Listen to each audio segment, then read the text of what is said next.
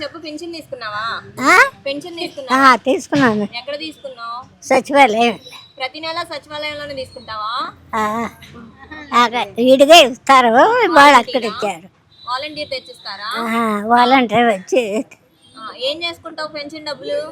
ఇంటద్దు కట్టుకుంటాము. ఇంటద్దు కట్టుకుంటావు? ఇల్లు లేదా? ఇల్లు లేదు, ఇంటద్దు కట్టుకుంటాం. మరి నీకేమనిపిస్తుంది? చంద్రబాబు నాయుడు పవన్ కళ్యాణ్ రాటాకి వెళ్ళలేదు, జగన్ గారే రావాలి. నేను జగన్ గారికే వేస్తా ఓటు. జగన్ గారికే వేస్తా ఓటు, ఇంకెవరికి వాళ్ళు అసలు రాకూడదు. అంతే. వాళ్ళు ఏం చేస్తున్నారమ్మా? 4,000 వద్దు, 5,000 వద్దు. ఆయన ఇచ్చినవి చాలు, జగన్ గారు ఇచ్చినవి చాలు. చాలు చాలకపోని అమ్మాయిందయ్యా, ఆయన ఇచ్చినవి చాలు. జగన్ గారే రావాలి ముఖ్యంగా. వస్తాడు తప్పకుండా, ఆయనే వస్తాడు. నీకెందుకు పరిపాలన ముండల ముడ్డ కోరోడు అయితే పవన్ కళ్యాణ్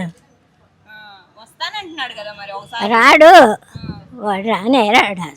ఆయన పాదయాత్ర చేస్తున్నాడు ఇప్పుడు, వారాహి పాదయాత్ర చేస్తున్నాడు పవన్ కళ్యాణ్. ఏ పాదయాత్ర వెళ్ళిపోయాడు. ఏ పాదయాత్ర చేసినా వాడు రాడు.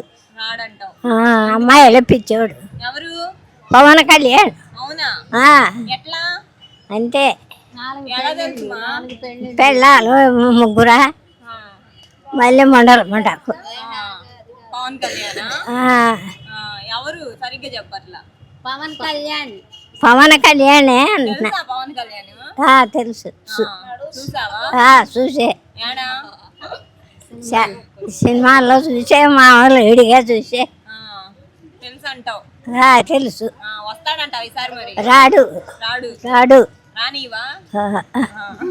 రావటానికి ఇల్లేదు. పవన్ కళ్యాణ్ ఇప్పుడు ఏంటంటే ముందు అంటే ఇప్పుడు ఈ పార్టీలు ఇవన్నీ కాదు కానీ మారాల్సింది ఫస్ట్ జనం అయితే మారాలిరా. జనం కూడా డబ్బులు తీసుకున్నంతసేపు బాగానే ఉంటున్నారు. ఇప్పుడు పెన్షన్లు తీసుకుంటున్నారు, ఆయన ఇచ్చే పథకాలు తీసుకుంటున్నారు, మళ్ళీ జగన్ని వెనక తిట్టుకుంటున్నారు. ఏం చేశాడు అంటున్నాడు. ఏం చేశాడు ఏం చేయలేదు మీకు తెలుసు కదా. మీరే ఇట్లా నీతి తప్పి ఉంటే ఇలాంటి కుక్కలు ఎంతోమంది వస్తూనే ఉంటారు. మీరు నీతి తప్పి ఉండకూడదు కదా, కరెక్ట్గా ఉండాలి ఏదైనా.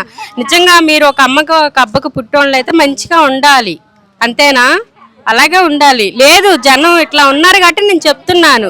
ఎంతోమంది మాట్లాడుతుంటే నేను చూస్తున్నాను, నాకే అంత ఒళ్ళు మండుతుంది. ఇప్పుడు ఆయన క్యారెక్టర్ ఏంటనేది మీకు అనవసరం.